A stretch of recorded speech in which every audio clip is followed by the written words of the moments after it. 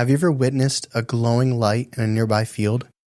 Why did an ordinary drive home from a party turn into a terrifying encounter with the unknown? Can UFO encounters lead to bizarre symptoms and haunting dreams? Today, we test the believability of the alien abduction of Kelly Cahill.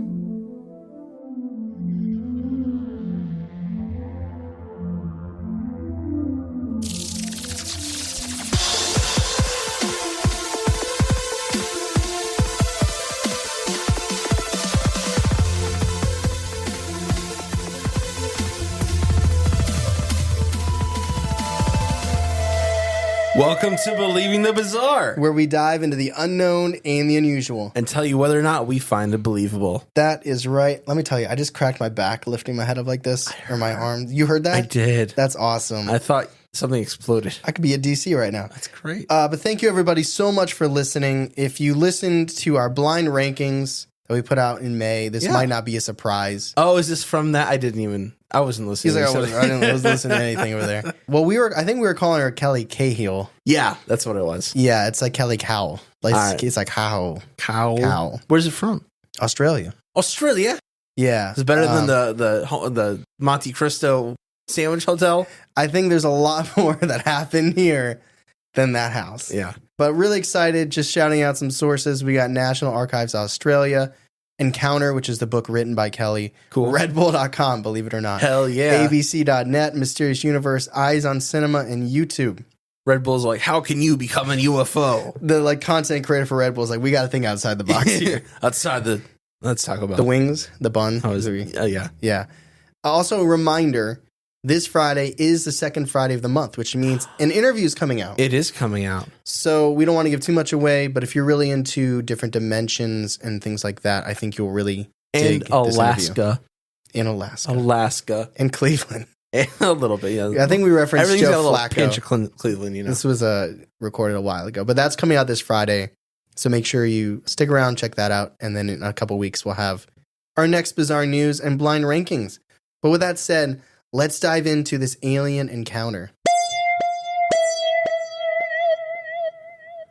So like I said, this is Kelly Cahill's. Kelly Cowles. Cowles. It's like Cowl. I wrote C-A-L, even that's wrong. Sometimes I write things phonetically. Yeah, sure. You guys, so that, I don't mess it up. But it's like cow, but it's like cow. I know Marcus Parks writes, when he does like other languages, he writes them all phonetically. Like French, he writes them all phonetically. Was that when you were interviewing to not interviewing, you were applying to be their like researcher? I applied to be there a couple things, but no, I just listened to the show religiously. You did apply to be a researcher though, didn't you? That was Dan Cummins. Okay. Same thing. So this takes place in August of 1993. In Australia, in Victoria, Australia. And it was a quiet, otherwise ordinary evening in Victoria, Australia. The sun was starting to set, around like 6, 7 o'clock. Do we know what part of Australia? Victoria. You just said that. Victoria. That's right. I don't know what it is. It's in Australia. Victoria, Australia. There's a couple kangaroos that point you in the right direction. And wombats. Kelly Cahill was a 27-year-old mother of 3. Damn. And she was on her way to a party with her husband, Andrew. That sounds fun. Ex-husband now, husband Woof. at the time. This whole encounter, they were having arguments beforehand. Yeah. This didn't help. This didn't help. Yeah. This didn't help. Here's a description of Kelly. The aliens didn't like sit them down for like therapy. They're like, what are your differences? Well, let's just say they got through to her, not him. Oh, okay. So here's a description Kelly has of herself from her book, which we'll be referencing multiple times through here, called Encounter. Quote, "Before all this started, there was nothing unusual about my life. Nothing whatsoever. I was a completely ordinary person, a devoted housewife, a mother of 3, with no great education. My life until then was plain and simple. On a scale of ordinariness, I would have been a 5, dead average.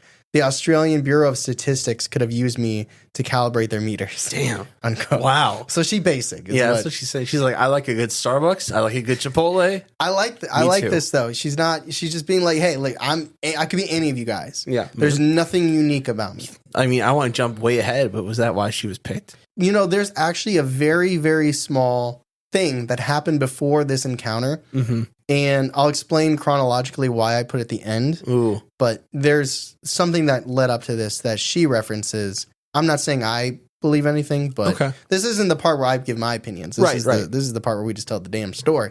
But there is something that led up to this event that she references, and we'll get to that after. The reason, I'll just tell you, the reason is I think you need the context of the UFO encounter before you hear what she experienced a couple weeks prior. Okay. So it was around 7 or 8 p.m., and their car was winding through the quiet foothills of the Dandenong mountain range. Wow, I didn't know there were mountains. I guess that makes sense there. Yeah. As they approached the outer Melbourne suburban housing estate where the party was to be held, Kelly was gazing out the passenger window, her mind wandering as she watched the mountainous landscape pass by. Kangaroo waves. Suddenly, something caught her eye, a peculiar sight that kind of sent a jolt through her body. There, in a nearby field, which they call a paddock, sat a ring of orange lights, glowing eerily against the dark landscape. She was stunned, trying to identify what this mysterious object could be. She'd only had a few moments to look at this unusual craft before trees completely blocked her view. Shortly after passing this object and trying to determine what this thing could have been, she looked over to her husband, Andrew, trying to see if there was any semblance that maybe he caught it too, and he didn't. He just was driving, paying attention to the road, like I guess a good driver. A good driver? And focused. Yeah, I think if there was a UFO, though, I might still catch it in my peripheral, but maybe not. You know, I don't who know. knows? Maybe it's just lights. I don't know. They were also not talking, and there was no music, so he might have been lost in his thoughts. Okay, so were they not talking because it was tense, or like the things have not been great in general. I don't know if they were arguing before this. I don't want to imply anything. I just know that it was silent, and they were not talking. There was no radio. She was kind of gazing, daydreaming out the window. And he probably might have been lost in his own thoughts. So she acknowledges, like, okay, he didn't see it. So she's like, hey, I think I just saw a UFO.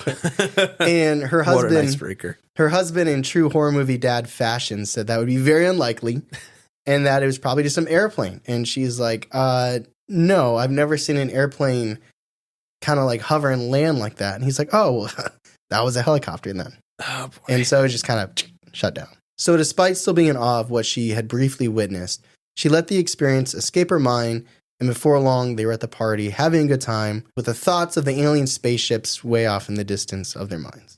Although, and maybe this is like when couples, how do I want to frame this? Andrew brings it up at the party. Like, hey, honey, why don't you tell them what you thought you saw? So is it almost like a dig? Yeah, it almost like, I don't know. I don't know the nature of the relationship. I'm wondering if it was like a little bit of a upper hand thing, like, or like a dig, or if it was just, or it could have just been a couple among friends, and it's like, hey, and she's like, the UFO, and they laughed and they poked fun, and like, oh, did you see little green men? And in a good natured way, Kelly took it and she laughed at herself. Sure, and she's like, you know what? Yeah, this does feel pretty silly. And she laughed, they laughed, and they all kind of let it go. Apparently, he went out with his friends, and she went and played bingo with her friends.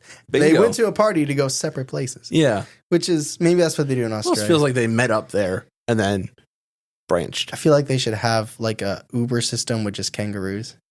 You get in the pouch. Get in the pouch. That's what it's called. Get in the pouch. So, that'd be a tight fit. No more than 2. So, Kelly and her husband eventually decided to leave the party and embark on the way back home, traveling the same route that they had been on earlier. However, this time, her husband would be a witness as well. Here's a quote from Kelly. Anyway, we were driving back down the road in the same stretch. Both of us, just me and my husband. We both saw this ring, mind you, in front of us, hovering above the road. It was just something sitting there. I couldn't tell what it was. We were at first far away, but as you got closer to it, it was sort of, well, it wasn't like the orange light in the field. It was a round shape with some sort of a glass around, or what looked like windows and lights around the bottom. Because it was dark, you couldn't really tell at first.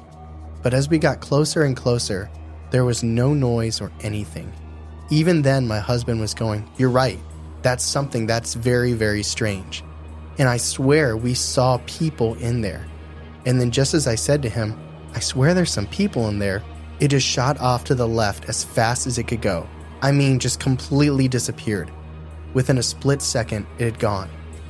We kept driving, and about 1 kilometer ahead, all of a sudden, there's this really bright light in front of us. And I've got my hand up, up above my brow to look out the window because it is that bright. I can't see anything. And I said to Andrew, what are you going to do? And he said, I'm just going to keep driving. From there, that's the last that we remembered until I knew I was going to see a UFO, you know? I knew because of what we'd seen. I'd seen it twice in one night already, and he'd seen it once. And the adrenaline's pumping, and my heart is thumping, and I'm so excited. But then all of a sudden, I'm sitting in the car, and I'm saying to my husband, what happened? And he says to me, I don't know. We must have gone around a corner or something. Unquote. So, quick recap. Yeah. They're driving. They see the lights reminiscent of what she saw earlier, but it's closer. Yeah. You can see the cylindrical aspect, like the like roundness windows and stuff of this craft with lights and windows. And he sees it. Mm-hmm. And it shoots away, shoots to the left. And they're driving. And they're like, whoa, what's going on? And then all of a sudden it's in front of them. It's this incredible blinding light. Like she can't see, he can't see. Clearly she's kind of worried that they might run into someone. And when she's saying she's excited, it's because it's up ahead and it's bright. And she's anticipating the brightness coming down and seeing it again. Yeah. It's like okay, I know it's there. There's this brightness. I can't wait to actually see it. But then almost like in their book, she kind of describes it like a flashlight. The flashlight like went off and it was just like done. Gone, yeah. Like she didn't see it disappear. She didn't see, it was just kind of like done. And it was like, where to go? Like I thought we were going to see this UFO and now we're just here sitting in this car and it feels different and it's all dark. You didn't say yet, but are they missing time? Well, I didn't say it. Yeah, okay, we'll get there. So what are your thoughts so far? I think you said mind you. It made me think of a Reddit story. Every Reddit story has mind you in it. I know. I hate that phrasing. That's what made me think of it. I think it reminded me of Betty Barney Hill when they said they saw the people inside the ship. Yeah. Because they mentioned that they saw people inside the ship too, or things that looked like people. I want to know what they looked like exactly. I don't know if we'll get into that. But that's what I'm thinking. It reminds me of other encounters. So you're drawing connections here. Yeah, it also reminds me of that one encounter. I think it was England. No, Massachusetts. When the one where people thought it was the plane or something that was like refueling another. Oh, one. okay, yeah, that was New Englandish area. I can't remember whose it was. Was it Massachusetts? It was like a Nathaniel or a Nate or something like that. I do not remember the name. It was the Exeter incident. Yeah. And it just reminded me of Norman too. I just gotta get that. Not a Nathan. Nam and Jaden. It reminded me of like how he ducked in the. Was it like a not like a? It was like a ditch. Yeah, a ditch in a field to escape it. That's what reminded me of. Well, they're in the car, thankfully, or unthankfully. I don't know. Yeah, I don't think this was just a refueling plane in the Australian mountains. It was in New Jersey, now it's here. So Kelly and her husband were left feeling very disoriented, as if they experienced a mysterious blackout. They couldn't quite put their finger on why they felt this way, but the sensation was impossible to shake off. Adding to this already bizarre atmosphere, a nauseating stench of vomit filled the car, even though there was no evidence of either one of them being sick or having thrown up. Ooh. So there's no real discernible cause for this terrible smell. That's weird. Yeah, I don't like that. Needless to say, they were completely confused about what the hell was going on. And as they discussed this eerie feeling that something wasn't quite right, that they had been affected by an unknown event, the strangeness only intensified. They kept circling around and wondering, what happened to us? As they continued talking about this weird feeling, Kelly's eyes widened in disbelief as she spotted a tall, dark figure walking along the roadside, a silhouette that deep down she knew wasn't human. Understandably, that freaked out Kelly and Andrew, causing them to speed off back to their house. Look, guys, where you going? Just had fun. Just boom, boom. Just a little swerve. Why would it be walking out in the middle of the street? You want me to understand Alien? I just, that is like, hey, I'm coming. You forgot your wallet. It could have been someone else. Some dude walking his dog. I know. In that state of mind, you know what I mean? Yeah. Like, they're already disoriented. I'm not saying it wasn't an alien. Yeah. Could have been an alien. It's just some farmer just going on a stroll. Or most likely a kangaroo. Honestly, it could be. It wasn't until they reached home that they realized that an entire hour had vanished from the memory. So there you go. It was an hour. I knew it. That I'll tell you what. That's like a quick and go for an alien. That's a fast one. Yeah, an hour. They took it up and they just started arguing. They were just like, "Put him back, put him back." I don't. This isn't BetterHelp. Like, just put him, throw him back down. The aliens are like, we can't help them. No. And then he threw up on her. So, there were, not to poke fun, but there were arguments about the time. Yeah. Like, Andrew was a little bit more determined to be like, well, maybe we just had it wrong. Yeah. Where Kelly was more straightforward. Like, no, we left it this time. I checked. Something strange. And it's like, it's stuff already went down. So, is it that hard to lean into this? But just going on with their, arguments. So, trying to calm down and have a little alone time, Kelly decided to wash up and take a hot shower. However, that was when she discovered something else. Her heart raced as she noticed a strange triangular mark above her navel, accompanied by a scar that she had never seen before. Ooh. Here's a quote from Kelly's book Encounter regarding the mark. Quote, "The first thing I noticed was that I was bleeding, and it wasn't my time. The blood was bright red, and it was unusually profuse. It had soaked through my jeans. I have a mark below my navel. It's faded quite a bit, but it was very pronounced at first. It's an equilateral triangle, measuring 1 centimeter on each side, and quite unnatural. It looked like a burn when it first appeared, and the skin had also been punctured." Unquote. First thing I go to. Betty and Barney Hill. Yeah. When she's like, my navel.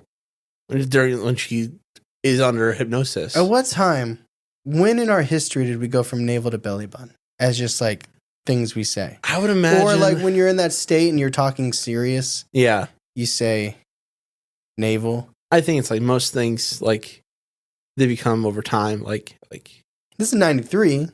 I think navel is probably more common in the past. I think it might also be the setting. Like you don't just say, like you kind of take the edge off if you say belly button. Yeah. There's this alien mark by my belly. On my belly button. On my tummy. He tickled me. I think they got branded. They're like, all right, we only have an hour with you. We'll come back to you later. It's like a farmer. We're good. He's a rancher. So in the following weeks, their lives were turned upside down by a series of inexplicable symptoms, pounding headaches, constant nausea, and an overwhelming muscular fatigue made it even the simplest tasks feel like monumental challenges. It just sounds like the guy's like, can't cut the grass today. Too you got it right. Muscular fatigued. And she's like, well, I'm going to go play bingo. Kelly's menstrual cycle spiraled out of control, and her condition deteriorated to the point where she could barely walk. Things were getting really bad incredibly fast, and the only thing they could point to was the terrifying experience on the way home from the party. Her husband, naturally and understandably, was very worried and rushed her to the hospital, where doctors revealed she was suffering from a perplexing womb infection. Oh, shit. The couple was left to wonder about the mysterious connection between that fateful night and the ailments that now plagued them. And all this is going on, Kelly began to have little fragments of memory come back to her from that lost hour of time. Little flickers that floated up from her subconscious, like fleeting, half-forgotten dreams. First, she remembered going into an intense, blinding, bright light. Then, there were faint images of shadow figures moving in that light. And then one day, when they were driving past the same exact spot where they had the encounter, she felt a sudden sense of overwhelming terror, and it all came back to her. Here's a quote from Kelly. Quote, "On the way home from bingo one night, we went along the same road, and as we passed a certain spot, I just got this incredible feeling of terror go through me. I mean, absolute terror. All of a sudden, I just started remembering. And by the next morning, I'd remembered just about everything that happened, except I admit there's still some missing time that I can't place." Unquote. So here's a memory recount from Kelly regarding what she believes took place during that missing time. Quote, "What we'd actually done, we had driven into the light, but the road curved, and the light we had thought was in front of us was actually to our right-hand side. It was in the field, and it was massive, like the size of a house, or perhaps close to 50 meters. So it was very big. Why I knew it was very big was because we could have driven for 5 minutes. The road sort of wound around this part. You could have driven for 5 minutes and not had it out of your sight the whole time, unquote. So she remembered that her and her husband had stopped the car and got out to get a better look at this immense craft. And while gazing at this light in this spaceship, they also noticed that there was another vehicle just slightly down the road that was also stopped. Kelly looked and saw 3 people had stepped out of that car too, and they were also taking in the sight of this brilliant light. And when she turned her attention back to the glowing spacecraft, she witnessed a very tall, thin, black figure estimated to be about 7 feet tall. She said the entity had luminous red eyes like fluorescent stoplights. In that moment, awe turned to complete terror again. And here's a quote from Kelly. All of a sudden, I started screaming to my husband. Now, this has really got me baffled because of the fact that a human being doesn't just know this.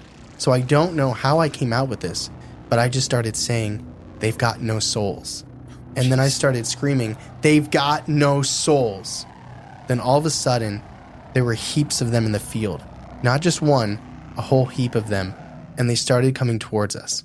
Faster than a man could run. And they were gliding off the ground. They got halfway across the field, and then they split up. Some of them went towards the other people, 2 or 3 maybe, and some of them came towards us. I was hysterically terrified. I had never felt terror like that. Not even in my worst nightmares had I experienced terror like this. The next thing I know, I felt this oomph right in my stomach, right across here like I was winded. But I was thrown back, and I was back on the ground. I sat up with my head between my knees. Here, I'm trying to stay conscious. I'm trying, but I can't see.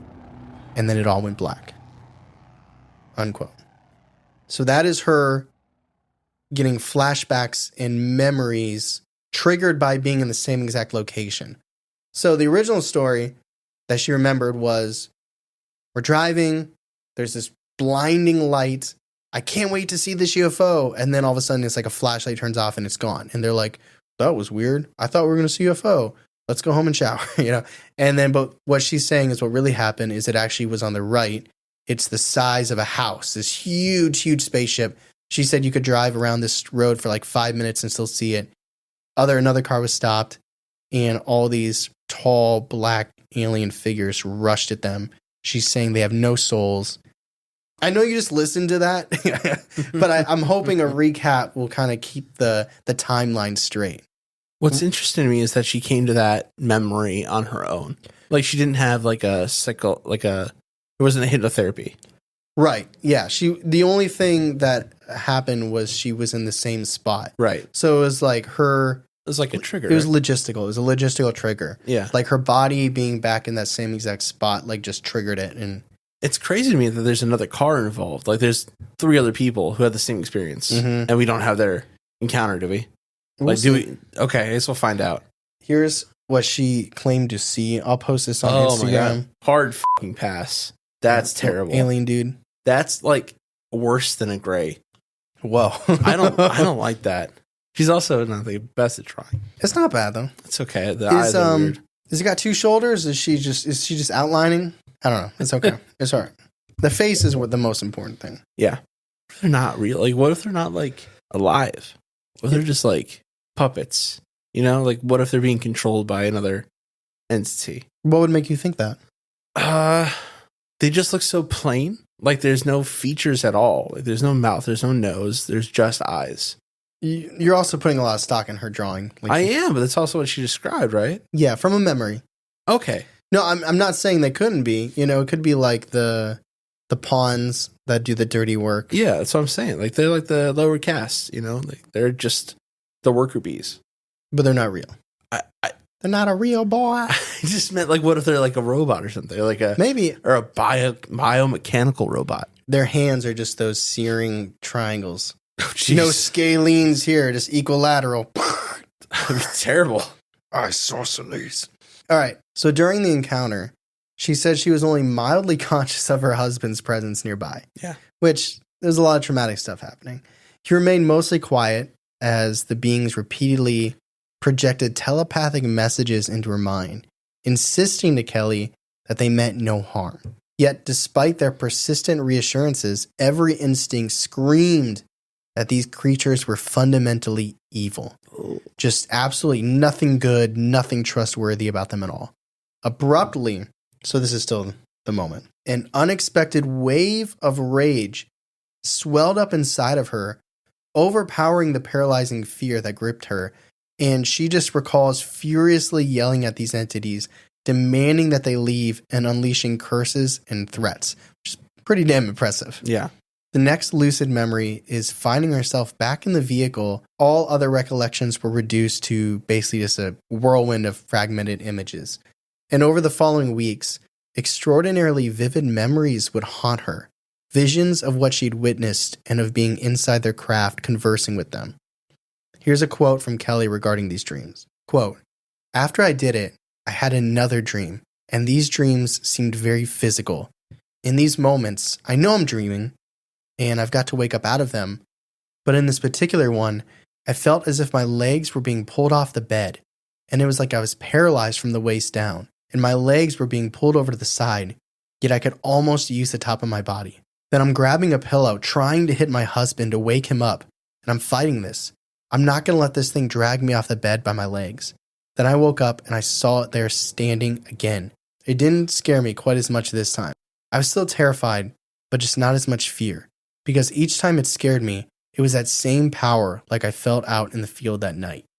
Unquote. She also said in her room, standing by her bed, it was the same entities, but they had black hoods on. Oh my gosh. Yeah, They got hoods. They went to it's like ritualistic stuff. the Gap. The Gap? No, I don't think it's wearing Gap. What's the place? Old Navy. That's also Gap. They got is You it? can say Banana Republic next. I don't know. Athletica. Walmart. They got some cheap hoodies. Starter. Great value. Great hoodie. value hoodies. No. Just take something from his closet. That asshole deserves it. Calvin Klein. Nice. They're like, do you have shrimp on the Barbie?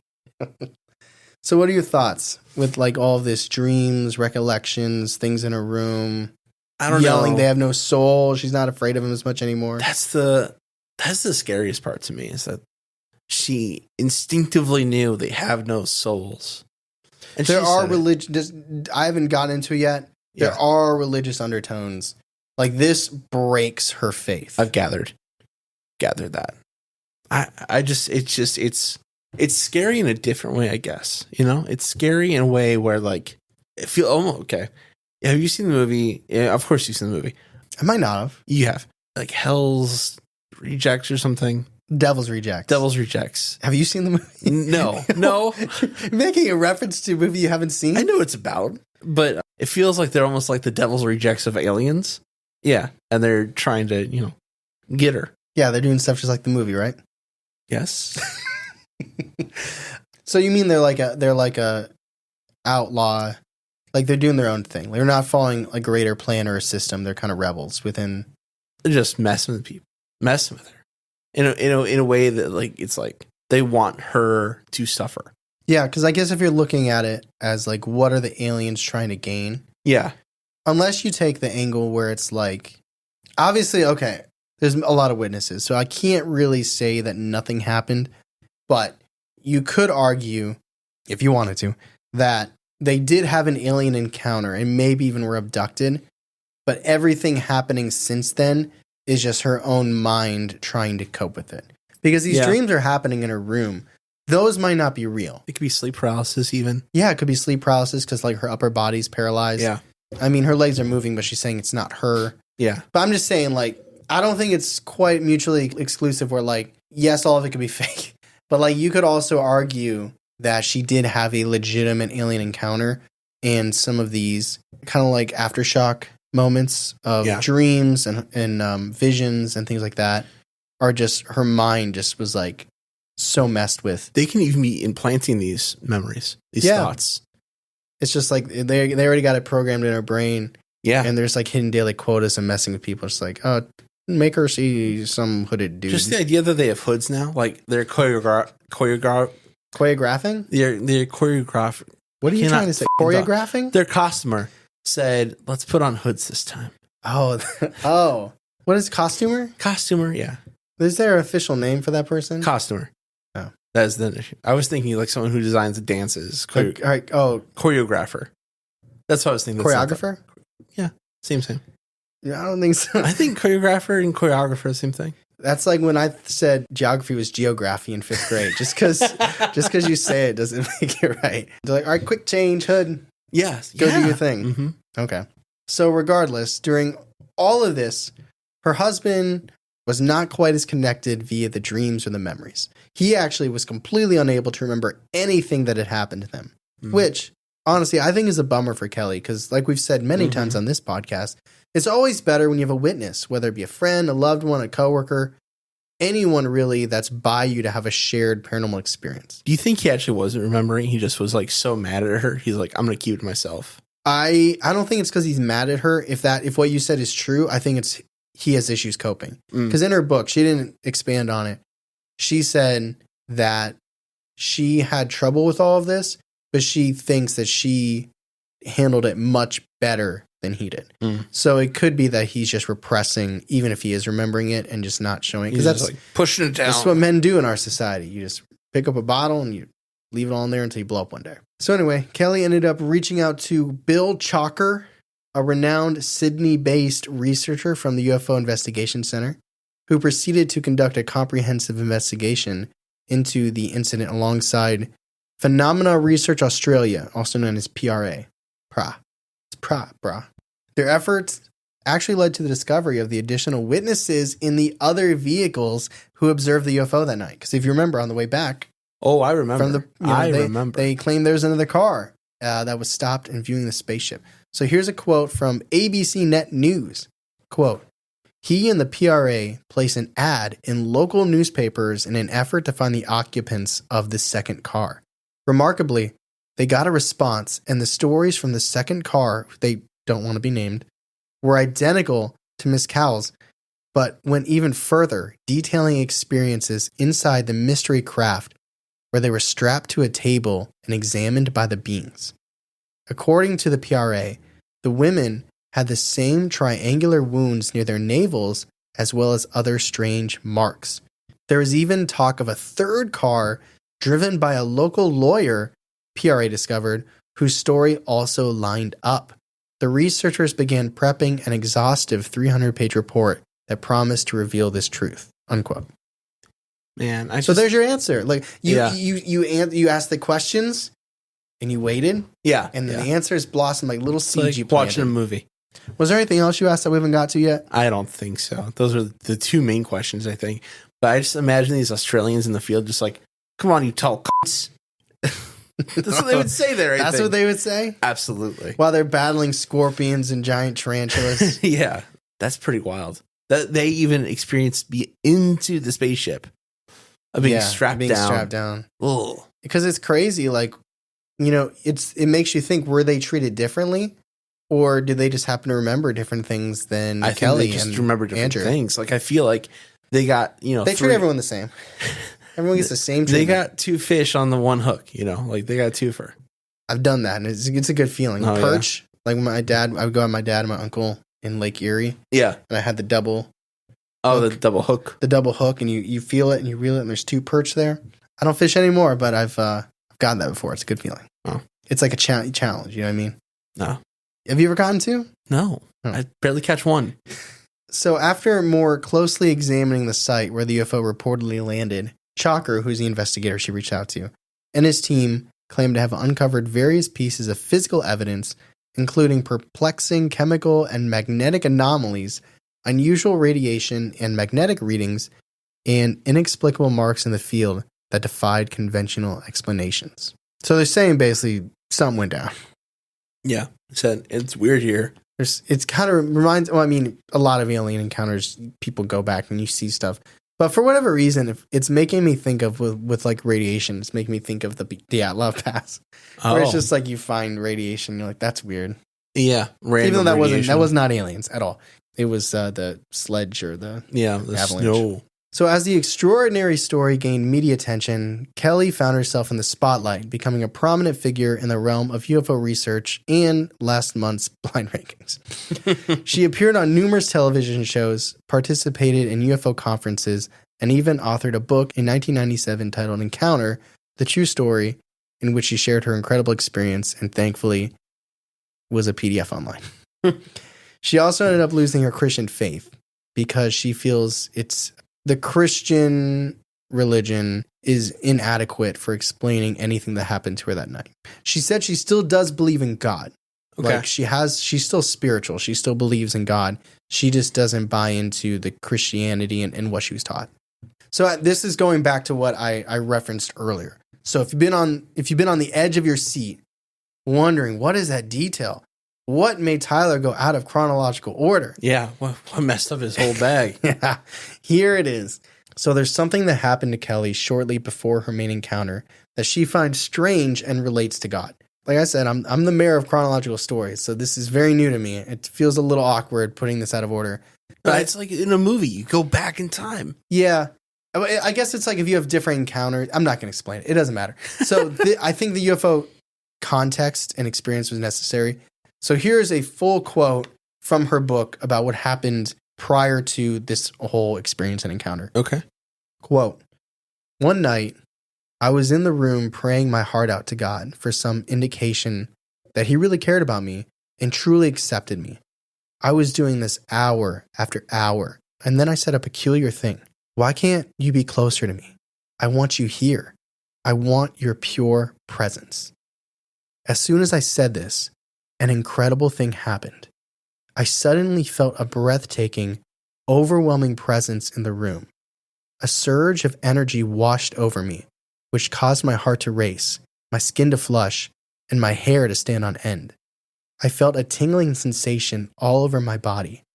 That might not make it seem like much, but my heart was pounding so hard that I was on the verge of blacking out, and I stayed like that for 15 minutes solid. I was unable to move or speak or get up. I was afraid that I would have a heart attack if I did move.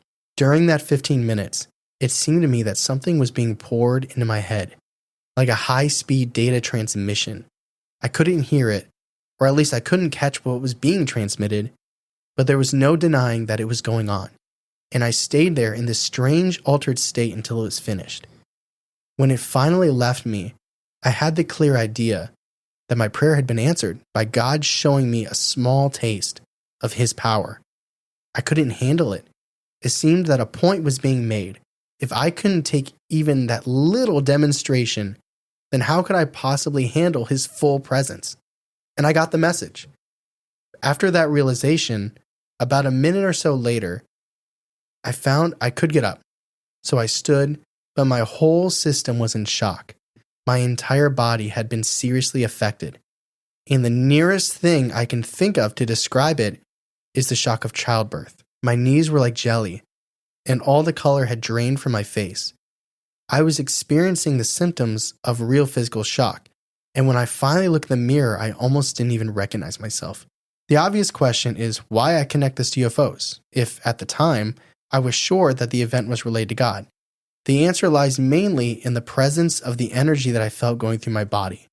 It was very similar to the energy I experienced during the encounter, except that my interpretation of it was totally different." Unquote. So, a couple weeks before this event, she has this religious moment. She's like, "Show me you're here. Show me you're real," basically. And it's like whole body frozen. Her mind is racing. She's feeling all this transmission of information. You know, when it's done, she feels changed. She feels altered. And at the time, she's like, that was a religious moment, a spiritual moment. And now that she had the alien encounter, she's like, wait, that was like the same thing. So now she's like, was that God?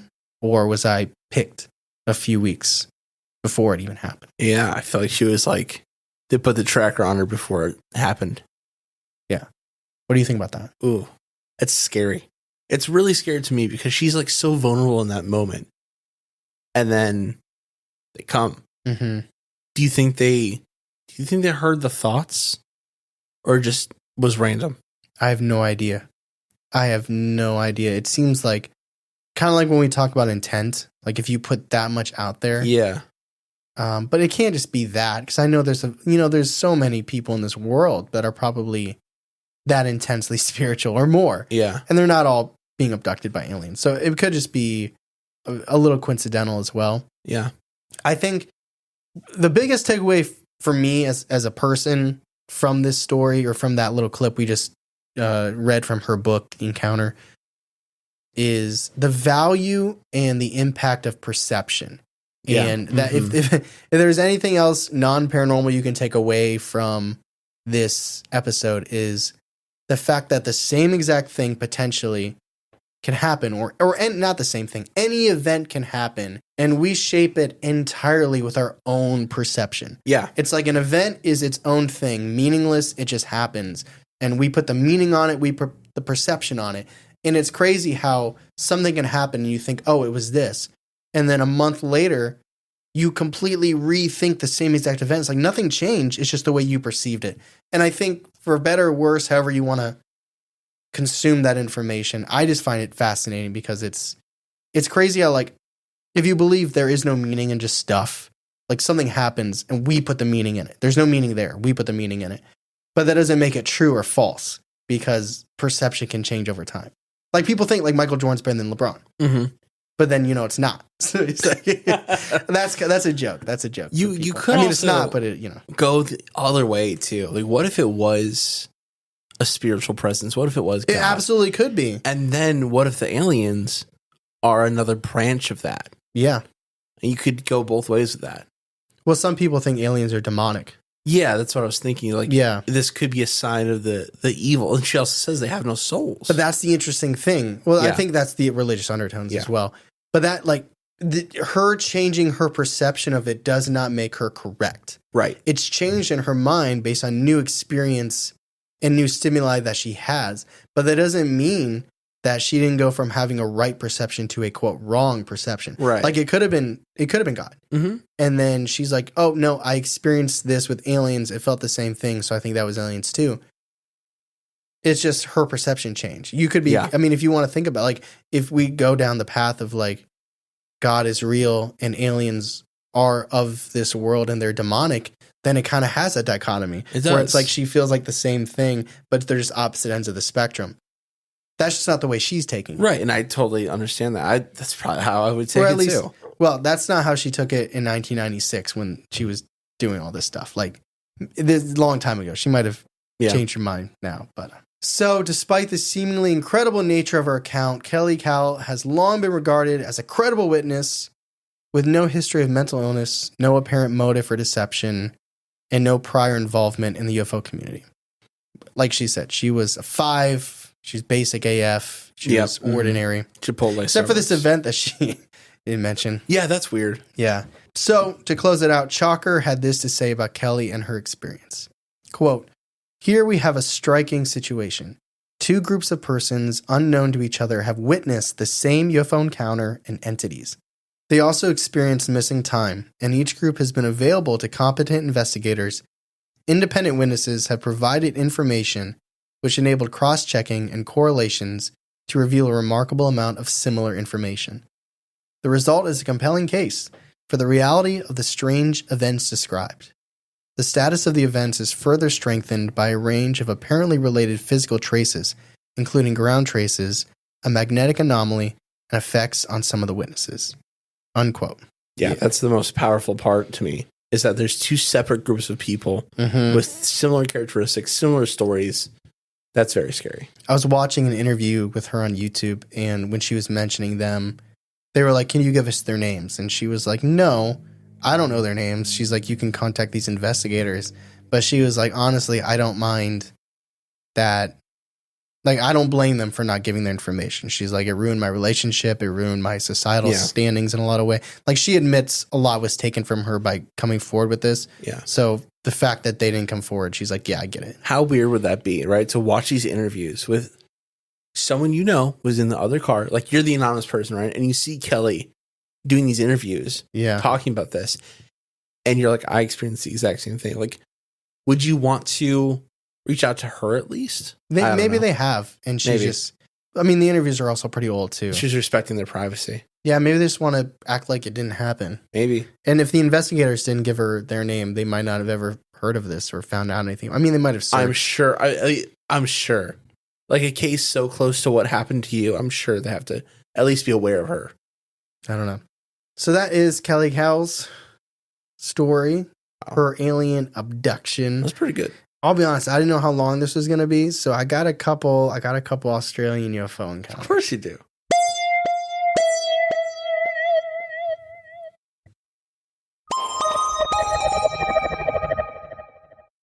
These are just little things. These are 3 little short Reddit alien encounters that took place in Australia from Reddit Australia threads. Cool. First story is from A Bitchy Universe. Nice. Quote, I've never seen a UFO before, nor did I think I'd ever see one.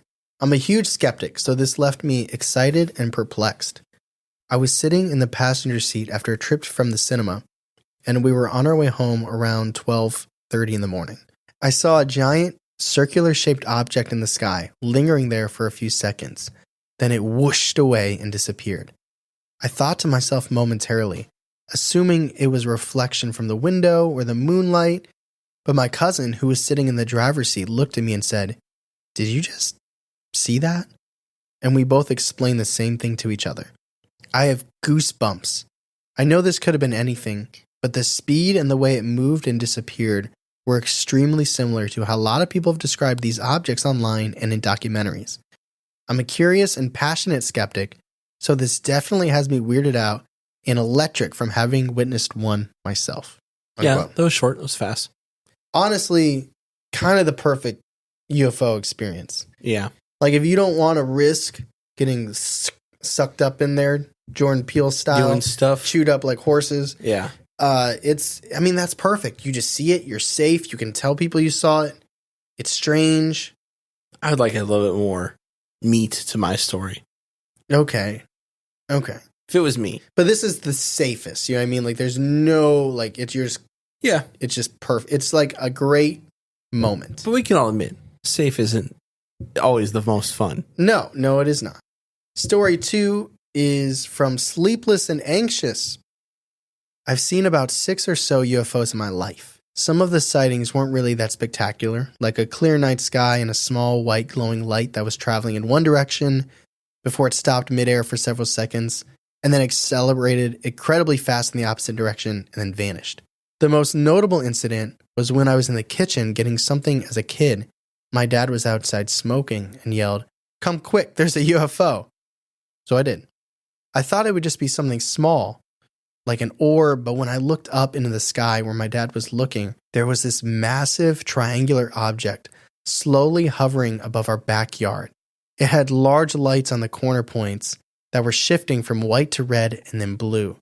There was also a lot of smaller lights on the underside, and it was completely silent. I don't really remember how long it was there for or how long we were watching it for. I don't even really remember anything afterwards. And the memory of it had gone fuzzy the next day. My dad and I never talked about it. Until one day in my late 20s, so maybe 15-ish years after it happened, when I was visiting my dad, the memory just randomly popped up in my head, so I asked, "Hey, Dad, do you remember that UFO we saw in the backyard when I was a kid?" And my dad looked like they just had an epiphany and was like, "Hey, yeah, we did, didn't we?" And then proceeded to describe it exactly as I remembered. Mind you, my dad has never been big on paranormal stuff, and even refused to believe my mom and I when I was younger and would hear weird stuff in the house like footsteps and voices when there was no one there. So, the fact that my dad didn't immediately brush it off and even had the same memory of it as me is something that still sticks with me to this day. Unquote. We'll just glide over the voices and the noises in the house. That's the time for another story. Yeah. That little girl That's why was they're like, sleepless and anxious. she was like, "Crikey." No, UFO. That's not. That was very British. Yeah, it's very British. Send a UFO right there. Yeah. It's got to get the grow. And you just, somewhere Steve Irwin's wrestling an alien. Big old alligator alien. That's right. What do you think about that one? That one is more up your alley. Was really that cool. the perfect experience for you? No, I mean, the perfect experience for me is like actually seeing an alien and interacting with it. But Okay, so, well, I'm glad you laid it out there because I won't keep asking you. Yeah. Now I know you need to get abducted and branded, and that's Charlie's great Saturday evening. I mean, in reality, I want to do a Jake Paul, Mike Tyson fight with an alien. So get postponed? All hype? Yeah, all hype. No, that was pretty good, though. Wait a minute. Are you Mike Tyson or are you Jake Paul? Whoever wins, I'm the winner. Okay. I hope. You think you can beat up an alien? Depends on the alien. I don't think you can for beat up an sure. alien. I could take a gray. I don't think so. You don't think I could take one? You don't think I could take one gray? I think if it, like, you know, it's like this is a knife fight. Like if he put his powers down, maybe, because I think your arms are probably bigger than their arms. Yeah, but I don't think he's gonna play fair. I could take gray. I don't think so. But I like this encounter a lot. That was really cool. It reminds me of like their own personal Phoenix lights. The only disappointment I would have in this scenario is I would want to see the traditional saucer. Oh, really? You'd be mad it was a triangle? Yes, I would. That's awfully picky Unless of it's you. equilateral. Yeah, I would not. I want the saucer. It reminds me of like those big ones. I'm like, wearing the saucer right here. You are wearing the saucer. My son asked me, Dada, where's that going? It's going up. It's going to space, bud. I don't know. I like the triangle ones. I like the boomerang shaped ones. Those are really cool. Okay.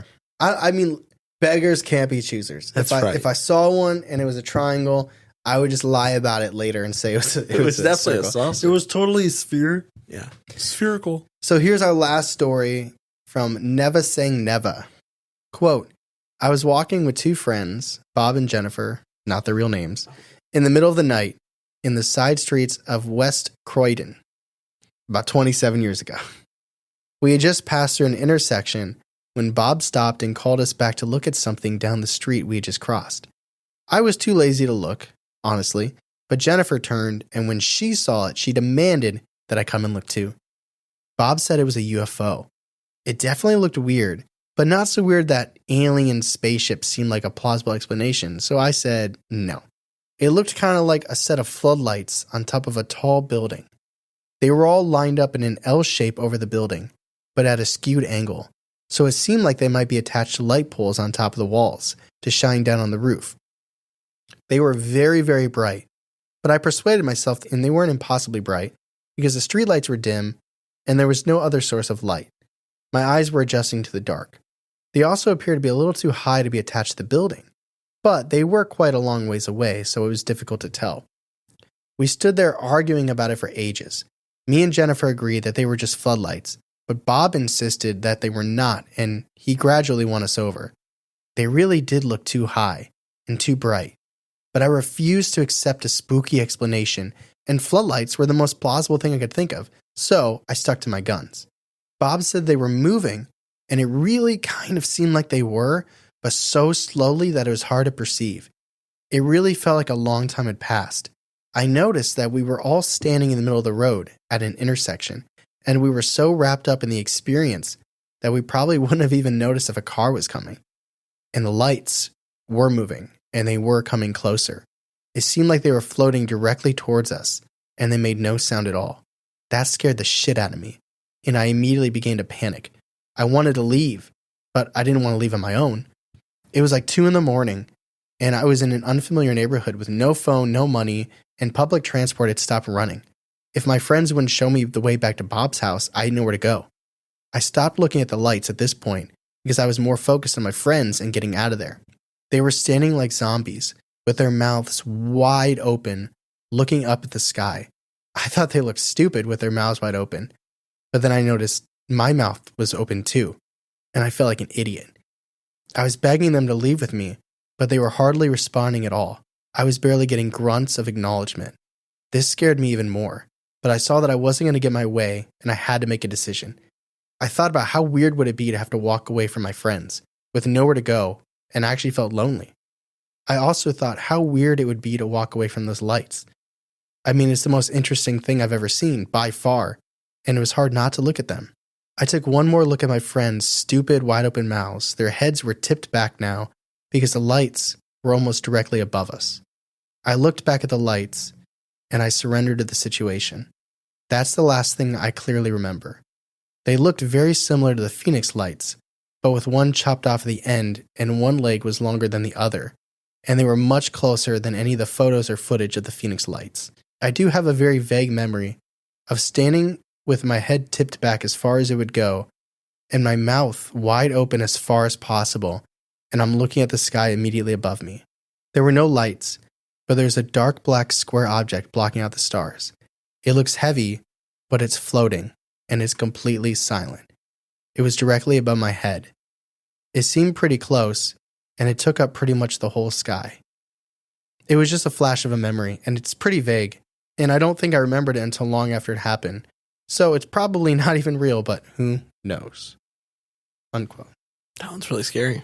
It reminds me of, I think it's called Dark Skies, where like different family members at different points are in the backyard, but their mouths like just open unnaturally wide, staring up. About. Yeah, that one's pretty creepy. That one's really creepy. Is that your perfect UFO experience? No, it's not. It wasn't spherical, so you know how I feel. Yeah, right. That's really weird though. So that's your little bonus there. That's a couple of Australian alien sightings, not really alien, more like UFO sightings. But with that, let's get to the discussion.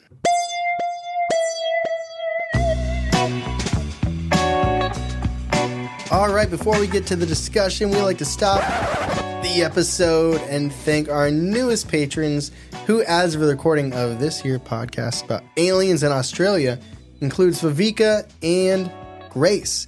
Thank you both so much for joining our Patreon, our little community over there. One thing that some patrons, if they're in the right tiers, which would be the Bizarro, the Dedicated, or the Not tier, can enjoy is called BTB Reacts To.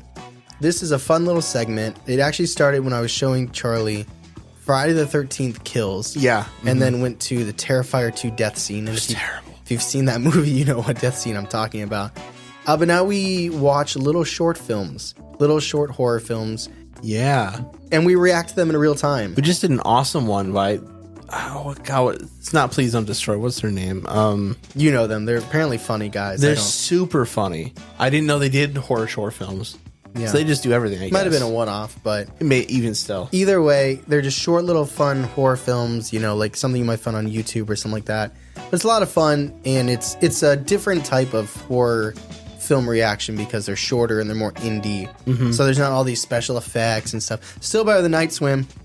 Still better than Night Swim. That was garbage. Damn. What would you like to highlight from our Patreon, Charlie? Something I want to highlight.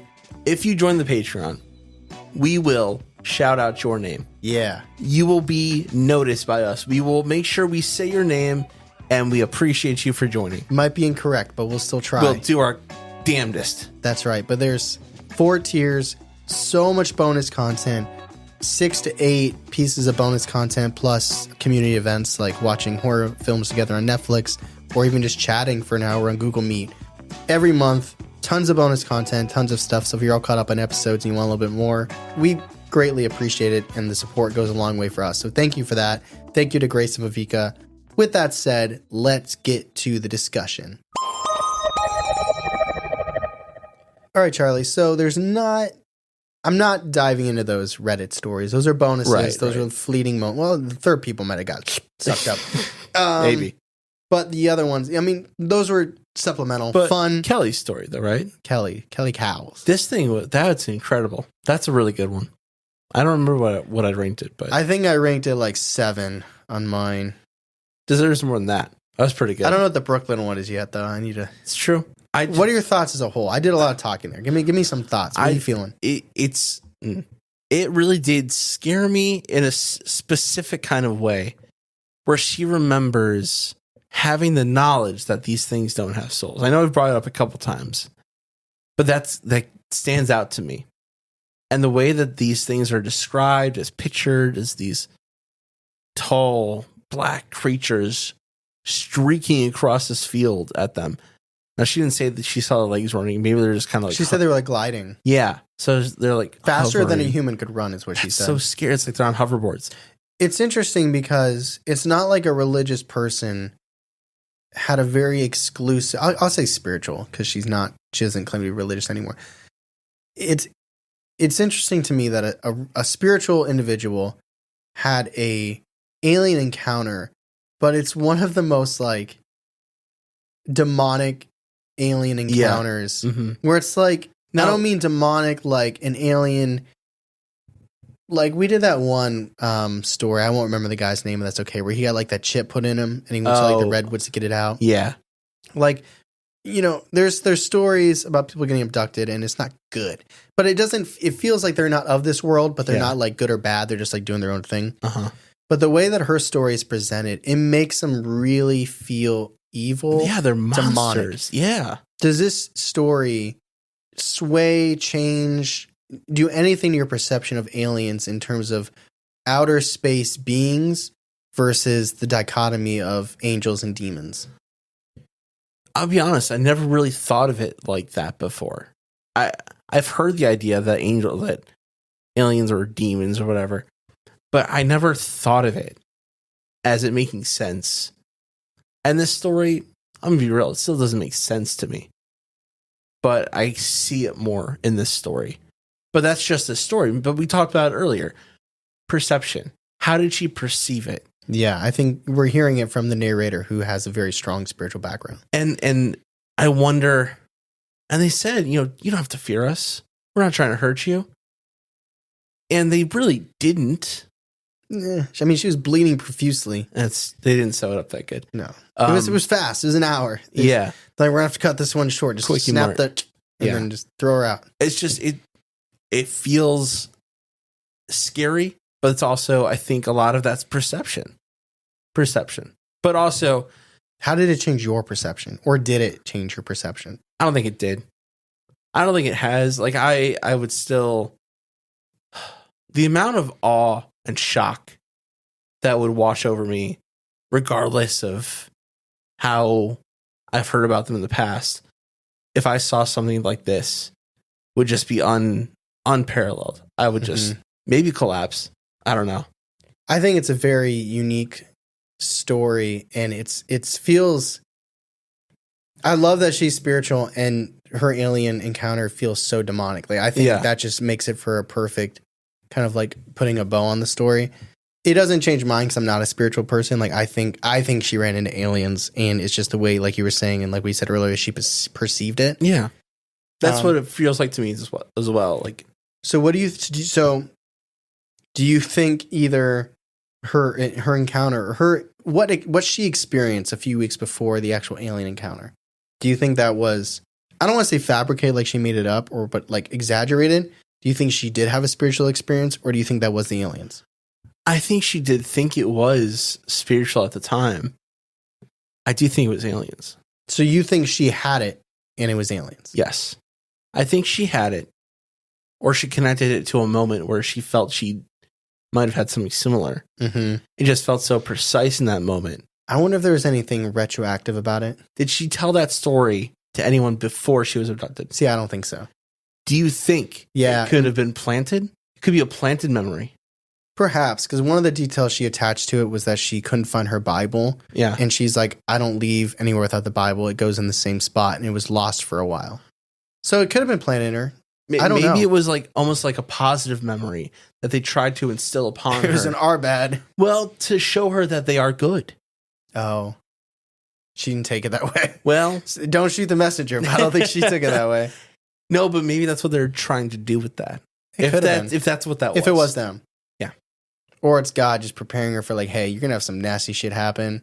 I kind of like if you do come from a spiritual, background and mindset, I think her original theory is kind of cool, where it's like God just gave her like a taste. Yeah. And it was like, you're asking for all of me and pureness and me with you, like all of me. And he's like, take this. It's like you put just a little bit. It's like when you dip your finger in like ghost pepper. Yeah. And you just, it's like too many Scovilles. And you wanted it all in that taco, you couldn't take it. So the way I'm going to frame this for me is when it comes to believability scale, which is how we rank things on Believing the Bizarre, our ranking scale goes from believable to viable to skeptical to unbelievable. Hint, both Charlie and I do tend to believe in aliens. I'm going to treat the experience and the after effect separately, but it doesn't really matter. Because for me, I think she had an experience. Mm-hmm. There's witnesses. There's other witnesses. She has physical marks. Other people who were there had the same physical marks.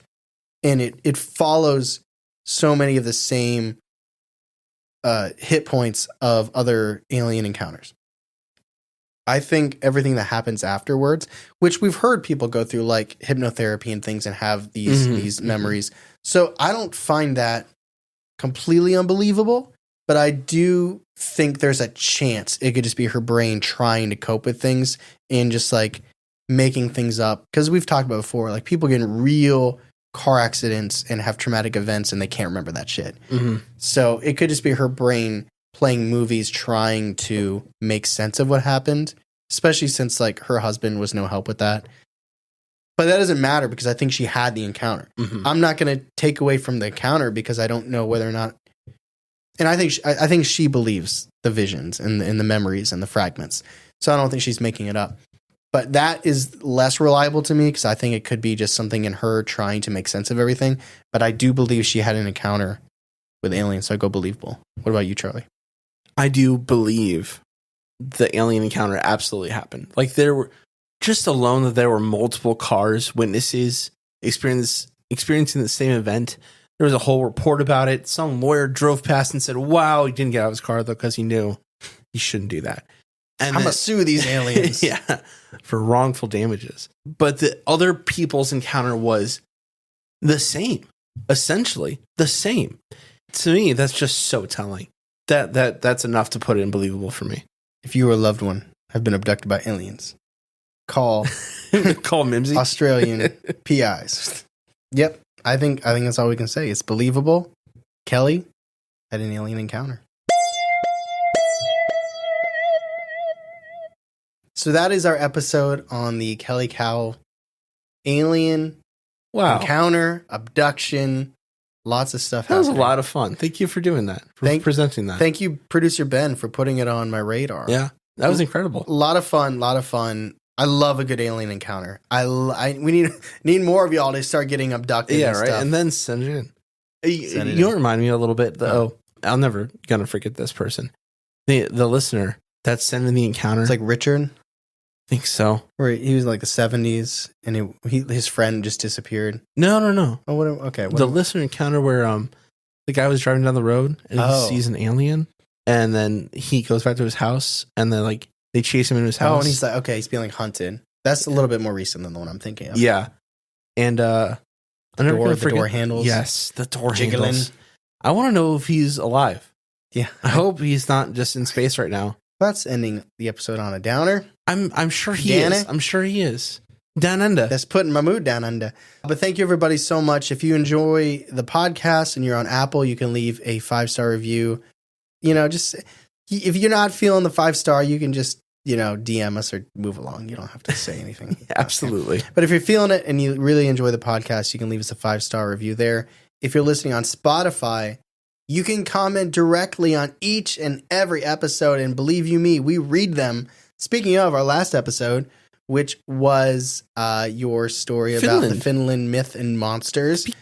Ella, this is all on Spotify. Yeah. Ella says, I love to knit while watching y'all's podcast. I hope she means listening because it's not very entertaining to watch. Joshua said, man or bear? Charlie says, I will become the bear. I mean, yeah. That's really nice. Alaska Norse says, I think you'd be surprised what people in that part of the world believe. If it's anything like the Norse, then the old spirits are very much relevant in everyday life. It's a cool comment. And I do want to do a special shout out to, I think it's a Lunos, who posted on our viewing materials from last episode. And they said this on Instagram. You're missing an Oklahoman image, my guy. I saw that. Yeah. I love that so much. I love it so much. So if you want to leave a comment directly on this episode or any of our other 217 episodes, feel free to do so. We really do look at them. We enjoy them. We share them with each other. And hey, if you leave one, it might be included in next week's episode. That's true. Also, it is getting close to summer. I'd say it is summer already. It feels like it. Yeah. And if you want to represent the podcast, while also being semi cool, we do have tank tops. You can wear. And t-shirts, a retro UFO design or neon logo design. The not deer design, the bad juju. They look good. We should get swimsuits. I don't know if we can do that. We should try to get beach swimsuits. towels. You can get a BTB beach towel. You can do that, and you can also get a nice tote. That's right. And also, just a reminder, this Friday is our second interview that we're putting out there. It's if you're into dimensional, how multi-dimension stuff works and things like that. I think you'll really dig it. It was a really fun interview. It was 5 months ago now, but it was a really comprehensive interview. It was nice too because he took a very complex topic and explained it in a very palatable way. To me, who has a smooth brain. Smooth brain. Smooth brain. Never heard. Is mine lumpy? I don't know. You got wrinkles in your brain. Okay. But thank you, everybody, so much. Thank you for listening to the podcast. That the perfect alien encounter would be a boxing match. But we appreciate you. As always, I'm Tyler. And I'm Charlie. And catch us next week on Believing the Bizarre. The podcast is bizarre as you are.